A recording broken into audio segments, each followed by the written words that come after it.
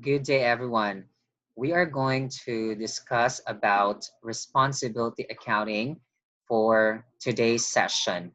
So you can see here on the screen a woman that is sitting on currencies, and also currencies are being utilized for proper planning, and we are going to know who is or are responsible about the resources of the entity or business. And that's what responsibility accounting is going to deal or dig into.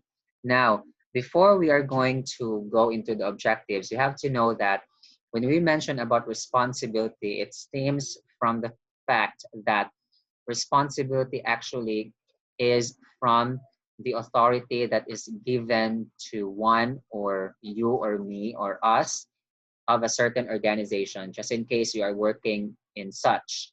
We all know that when we have the authority or power, there comes a responsibility. Otherwise, if we have the power or authority, but we don't have the responsibility, then that's going to be dangerous for the organization. As said, absolute power corrupts absolutely.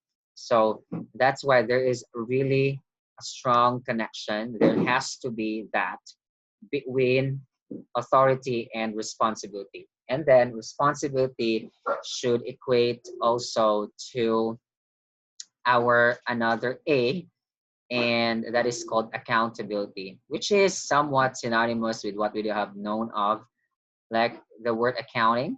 Of course, that's going to be the proper recording, classifying, summarizing, communicating, and interpreting the financial results of the company in terms of performance, position, cash flows, changes in equity, and more information to be used for wise economic decision of wide a range or array of users. So accounting has to deal with being responsible about certain thing, or accountable, which means answerable. So accountability, which also means answerability, is stemming from the fact that if you are given the authority or power and you are responsible to that, you need to furnish reports or certain information that would, of course, enlighten or give information to those interested parties and those who are needing such information for their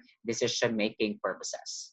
All right, so that's what the responsibility accounting is all about as a whole. So what are our objectives? We have to define first what is goal congruence.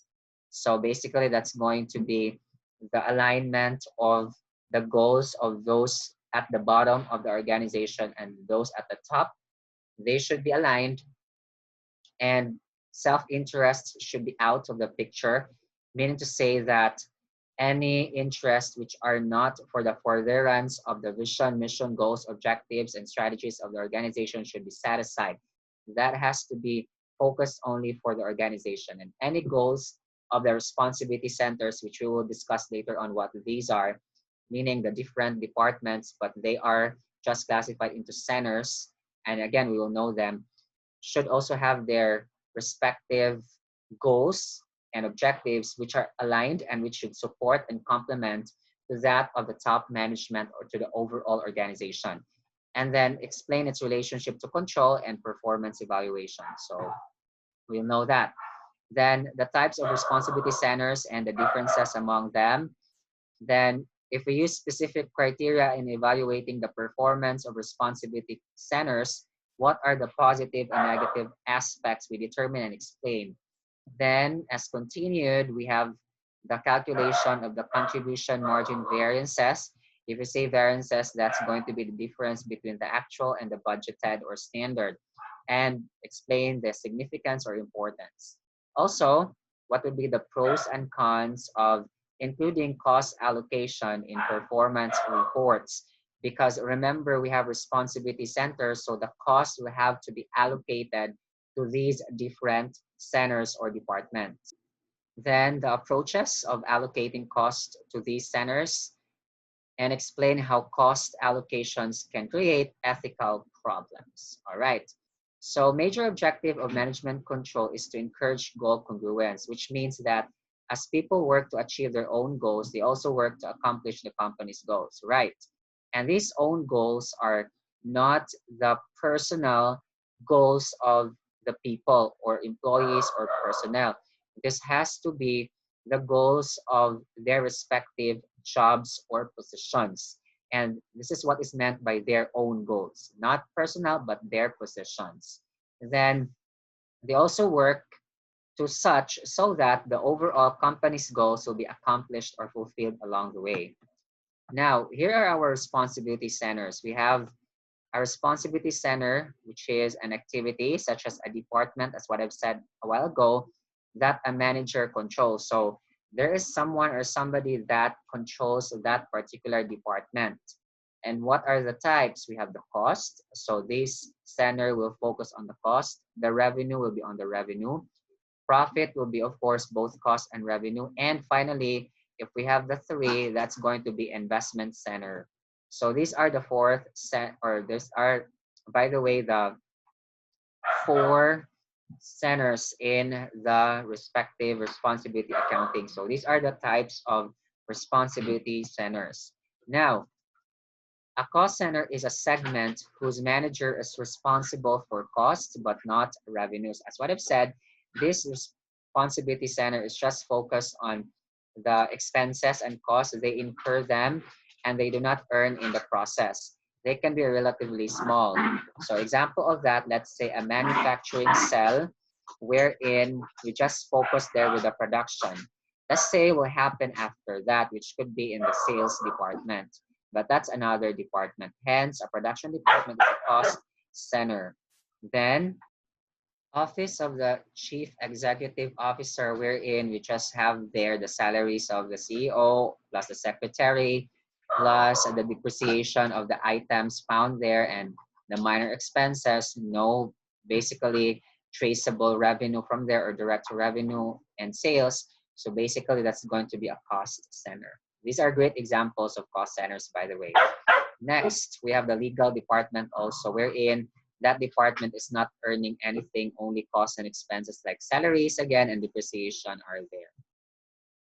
After that, we have the revenue center. So whose manager is responsible for earning revenues, but not for the cost of generating such revenue. So example would be the hospitals and the marketing departments, as said a while ago, but I mentioned actually sales. So anyway, a sales department really will be able to like help in the earning revenues as well. So marketing departments and also the hospitals, they are responsible for earning revenues, but not necessarily the cost of generating such. All right. What about for a profit center? Profit center is that segment or center or department in which the manager is responsible for the revenues as well as costs, because we have known that revenues minus costs would equal to profit or income or net income. On the other hand, if we have the previous three departments, then that means such center or department or segment is an investment center. It earns revenues, it incurs costs, and there are also investment opportunities so that we would be able to generate profits. All right.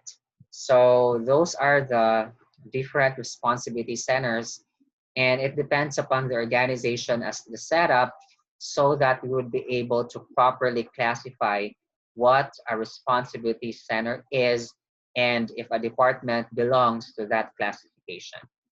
Next, what is a transfer price? This is the price that one center charges another within the company. So we think of an organization, for example, the home office having the branch or branches, or let's say the parent with the subsidiaries and the parent with the associates. So in which in certain transactions, a price would be charged by one to another. If we now take this to a center level, so this is going to, of course, be that case that one center charges another, then that price is called the transfer price. Of course, it's possible that one center will be able to charge in a way that it would also earn in the process. And that's going to be the usual case here. So what about the criteria? For selecting criteria to measure and evaluate performance, this is very important because the criteria influence managers' actions. So if we are going to evaluate whether a segment performed well or not, or good or bad, then there should be a criteria to measure. However, the most common deficiencies, meaning the disadvantages in performance measures, are if we are just using a single measure. So there's just one way of being able to check the performance of a center that emphasizes only one objective of the organization, which is impossible because an organization for sure has multiple objectives. So it has also to be that for every objective, there should be at least one measure. So if you have 10 objectives, so minimum of 10 measures, I would say that. And using measures that either misrepresent or fail to reflect the organization's objectives or the employee's responsibilities. It has to be that our way of measuring the performance will have to represent the organization's objectives, like the whole, plus the employee's position, and as well as the segment's goals and objectives, and should also reflect such. And then we have here the balanced scorecard. So balanced scorecard actually is an approach which is very nice on the sense that this will have to look into the financial and non-financial aspects, both quantitative and qualitative aspects. Now, this has become popular recently because of the balanced sort of nature of looking into multiple areas of the organization as well, or and so on. Now, for the balanced scorecard, this was introduced by Kaplan and Norton. It was not written here, but those are the two proponents of this particular scorecard. This approach extends performance evaluation from merely looking at financial results to formally incorporating measures that look at customer satisfaction. If our customers are satisfied, the internal business processes, if such are operating effectively and efficiently, the learning and growth potential of the organization. So if you are able to adapt to certain changes. Some would be calling this adaptability and scalability. Anyhow, let us continue. So here are our four areas of the balance scorecard in addition to financial. So financial is presented last on the very sense that, of course, if we talk about accounting, really financial matters would be there. Number one would be how do customers see us, the customer perspective. Are they satisfied along the way? So how do they value our goods and services or our products as a whole? Number two, what must we excel at in terms of the internal business process or processes? So are we operating effectively and efficiently like the departments involved in the production and in the delivery of the services, customer service representatives and all departments? So what are our core areas? What are our advantages? What are our bleeding edges, as they say? What are our core pros, we would say that, or the benefits as an organization in terms also internally? The number three is, can we continue to improve and create value? This is our Kaizen, continuous improvement. So that's a Japanese concept, by the way, Kaizen. The learning and growth perspective. In business world we're in, everything changes, the environment would change along the way. We have also to embrace the change. Can we continue to do that to improve and create value? Do we have the necessary learning and growth perspective and experience? So that's going to be very important for the organization to really sustain in the long run, in addition to the financial perspective. All right. So that is for part one of our responsibility accounting. Make sure to check for part two. Thank you very much and God bless us all.